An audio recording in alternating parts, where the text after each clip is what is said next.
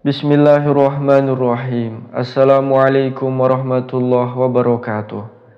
Syukur alhamdulillah kita bisa berjumpa kembali di channel Muhasabah Fiddin. Semoga dengan perjumpaan kita ini dicatat sebagai amal ibadah dan diberkahi oleh Allah Subhanahu wa taala. Sholawat dan salam selalu dan tetap tercurahkan kepada junjungan alam Nabi kita, Nabi mulia, Nabi besar Muhammad sallallahu alaihi wasallam. Allahumma sholli ala Sayyidina Muhammad wa ala ali Sayyidina Muhammad. Melalui kesempatan ini, tidak lupa saya doakan kepada sahabat semua, saudara semua dimanapun berada yang sedang menonton video ini. Semoga Allah Subhanahu wa ta'ala senantiasa memberikan kesehatan keafiatan, dipanjangkan umur, dimurahkan rezeki, dimudahkan segala urusan, dan tetap dalam lindungan Allah Subhanahu wa ta'ala. Amin, Allahumma amin. Sahabat beriman yang dimuliakan Allah Subhanahu wa ta'ala, tentu setiap kita umat muslim memiliki harapan agar rezekinya senantiasa dilancarkan oleh Allah Subhanahu wa ta'ala. Ternyata ada beberapa penyebab dibukakannya pintu rezeki seluas-luasnya. Allah Subhanahu wa ta'ala sesungguhnya telah mengatur rezeki manusia sedemikian rupa, seperti yang diterangkan pada surat Hud ayat 6. Allah Subhanahu wa ta'ala berfirman, tidak satupun hewan yang bergerak di atas bumi melainkan dijamin rezekinya oleh Allah. Dia mengetahui tempat kediamannya dan tempat penyimpanannya. Semua tertulis dalam kitab yang nyata, Lauhil Mahfuz.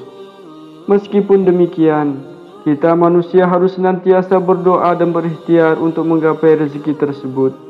Hal ini dijelaskan dalam surah An-Najm ayat 39-41, bahwa manusia hanya memperoleh apa yang telah diusahakannya, bahwa sungguhnya usahanya itu kelak akan diperlihatkan kepadanya, kemudian dia akan diberi balasan atas amalnya itu dengan balasan yang paling sempurna. Lantas seperti apa usaha yang harus kita lakukan agar rezeki kita dilancarkan oleh Allah? Sahabat beriman yang dimuliakan Allah, berikut ini 5 hal yang bisa menyebabkan rezeki kita berlimpah. Yang pertama adalah suka beristighfar. Istighfar merupakan salah satu usaha batiniah kita untuk memohon ampunan kepada Allah Subhanahu wa ta'ala atas segala dosa yang telah kita perbuat. Lantas, apa hubungan istighfar dengan kita yang selalu dikejar oleh rezeki? Orang yang selalu beristighfar dalam kondisi apapun, secara tidak langsung dapat membersihkan hatinya dari segala dosa dan kesalahan yang pernah dilakukan. Ketika hati bersih, maka besar harapan rezeki yang diberikan oleh Allah Subhanahu wa ta'ala akan sampai kepada kita. Dalam Al-Quran surat Hud ayat 3, Allah Subhanahu wa ta'ala berfirman, mohonlah ampunan kepada Tuhanmu, kemudian bertobatlah kepadanya. Niscaya Dia akan memberi kesenangan yang baik kepadamu di dunia sampai waktu yang telah ditentukan, kematian, dan memberikan pahalanya di akhirat kepada setiap orang yang beramal soleh. Jika kamu berpaling, sesungguhnya aku takut kamu akan ditimpa azab pada hari yang besar kiamat.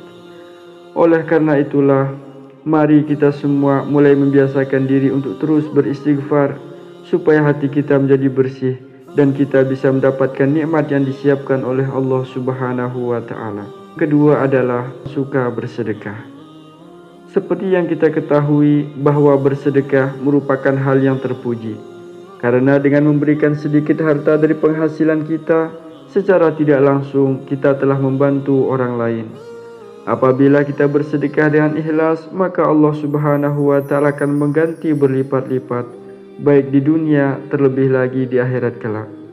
Dalam Al-Quran surat Al-Baqarah ayat 261, Allah Subhanahu wa ta'ala berfirman, perumpamaan orang-orang yang menginfakkan hartanya di jalan Allah adalah seperti orang-orang yang menabur sebutir biji benih yang menumbuhkan 7 tangkai. Pada setiap tangkai ada 100 biji. Allah melipat gandakan pahala bagi siapa yang Dia kehendaki. Allah Maha Luas lagi Maha Mengetahui. Inilah tanda bahwa hidup kita akan dibanjiri oleh rezeki dari Allah Subhanahu wa Ta'ala, yakni apabila kita suka bersedekah. Muncul sebuah pertanyaan, apakah boleh kita bersedekah dan berharap kepada Allah supaya mengganti sedekah yang kita keluarkan dan kekayaan di dunia? Itu boleh-boleh saja, dengan catatan selama kita mengharapnya hanya kepada Allah Subhanahu wa Ta'ala dan bukan mengharap supaya ada orang yang berikan kita kekayaan setelah kita bersedekah. Ini yang tidak dianjurkan dan harus kita hindari. Tiga adalah bertawakal kepada Allah Subhanahu wa Ta'ala.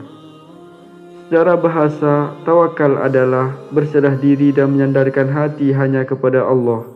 Orang yang bertawakal merupakan orang yang yakin seyakin-yakinnya bahwa hanya Allah Subhanahu wa Ta'ala yang dapat memberi dan menolak apa yang kita inginkan. Artinya adalah Allah Subhanahu wa Ta'ala memberi manfaat dari apa yang telah diciptakannya, memberikan nikmat kepada setiap manusia dan seluruh jagat seisinya, serta mencegah keburukan yang dilakukan manusia maupun dari setan. Dari Umar bin Khattab radhiyallahu anhu, Rasulullah sallallahu alaihi wasallam bersabda, "Seandainya kalian sungguh-sungguh bertawakal kepada Allah, sungguh Allah akan memberi kalian rezeki sebagaimana Allah memberi rezeki kepada seekor burung yang pergi dalam keadaan lapar dan kembali dalam keadaan kenyang." Atau kama qala alaihi salatu wassalam. Dari hadis ini sudah sangat jelas dikatakan bahwa seekor burung saja Allah Subhanahu wa Ta'ala sudah menjamin rezekinya. Apalagi kita sebagai manusia senantiasa berdoa dan berusaha serta bertawakal hanya kepada Allah Subhanahu wa Ta'ala. Maka yakinlah rezeki tidak akan pernah putus diberikan oleh Allah kepada kita semua. Yang keempat adalah suka bersyukur. Tidak dipungkiri bahwa orang bersyukur setiap saat, baik ketika mendapatkan rezeki berupa harta benda, kesehatan, atau bahkan dalam kondisi sedang diuji dengan sakit dan kekurangan harta, namun tetap bersyukur kepada Allah Subhanahu wa Ta'ala.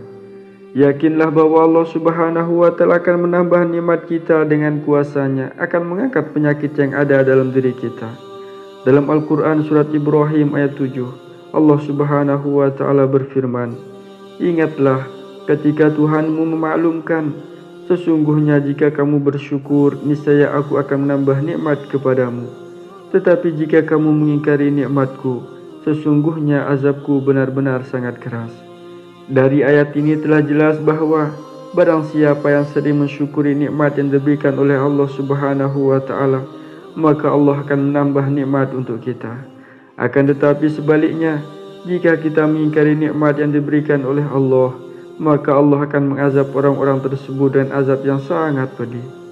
Maka dari itu, marilah kita terus mensyukuri segala nikmat yang telah Allah berikan kepada kita. Insya Allah nikmat akan terus ditambah oleh Allah Subhanahu wa Ta'ala. Yang kelima adalah rutin membaca Al-Quran, terutama surat Al-Waqiah. Surat Al-Waqiah memang dikenal memiliki keutamaan dalam hal mendatangkan rezeki atau nikmat. Dalam hadis Ibnu Adi disebutkan bahwa kita sangat dianjurkan untuk mengajarkan surat Al-Waqiah kepada istri, keluarga, dan anak-anak kita, karena surat tersebut merupakan surat yang mampu menderaskan rezeki bagi siapapun yang mengamalkannya. Insya Allah itu semua atas izin dari Allah Subhanahu wa Ta'ala. Sahabat beriman yang dimuliakan Allah Subhanahu wa Ta'ala. Wallahu a'lam.